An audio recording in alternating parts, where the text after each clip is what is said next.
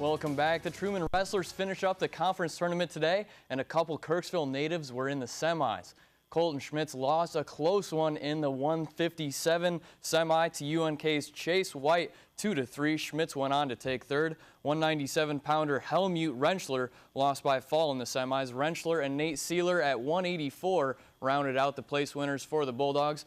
Truman finished 6th overall. To the pools in Rochester for the NSIC championships, the Bulldog men took third as Levi Hanks broke a school record in the 200 free, and the Lady Bulldogs took second out of 8 schools as Casey Jepson took first in the 200 free. Saturday, Margot Kent took second overall in the 100 breast. The Lady Bulldogs ended up just under 17 points shy of St. Cloud State for swimming-only events. The Bulldog swim teams captured 7 B-cut times on the night 3 of the competition. And after upsetting the 9th-ranked team in the nation last week, the Mizzou women lost a close one to Mississippi State 56-61. The Tigers were led by Lenny Printy off the bench. She had 14 points, going 6 of 7 from the field. A Missouri University coach has been selected to be a head coach of the 2016 Paralympic Games. Ron Likens, head coach of the Mizzou wheelchair basketball team, will coach the USA men's wheelchair basketball team of the 2016 Brazil Games. Likens has coached in 3 Paralympic Games as a women's coach and is on the mission for his 3rd gold, winning in 2004 and 2008. He is currently in his 4th season as head coach at Mizzou and will continue that role while coaching the national team. It's a tremendous honor to represent your country in sport, and to do it at the highest level. There's nothing better than that. Each time I do it, I appreciate it more.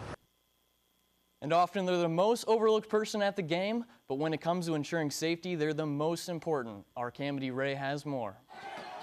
They're one of the most important people at the game. And no, I'm not talking about the players or the coaches or even the fans. They sit behind the bench. They're the trainers, the men and women hired to react when an athlete goes down.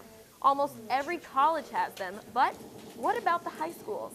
Less than half the high schools in America have trainers on staff.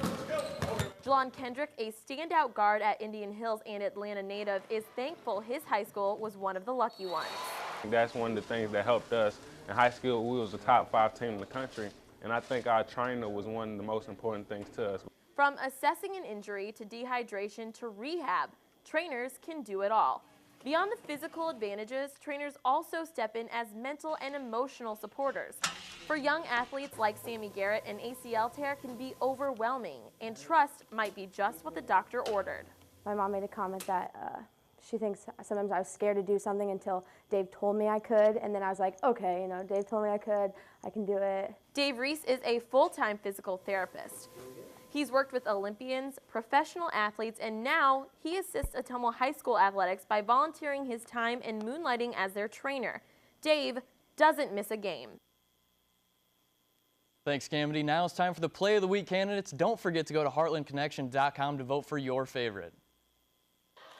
Starting with Knox County, Shanna Elder making it with 4 seconds left to tie it up. The 3A district action. Ottumwa's Karsten Van Velser with the pin in the semis, flexing for the state bid.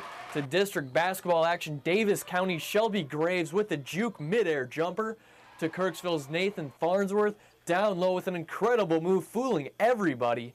And a homecoming special by Green City's Michael Riddle, driving with a clean move underneath. To Atlanta's Tegan Brookhart, passing behind the defender's back, setting up Corbin Gunnels. And last but not least, call it a pass to Brashear Shelby Salter, underneath waiting for the defender to get out of her way. We'll be right back.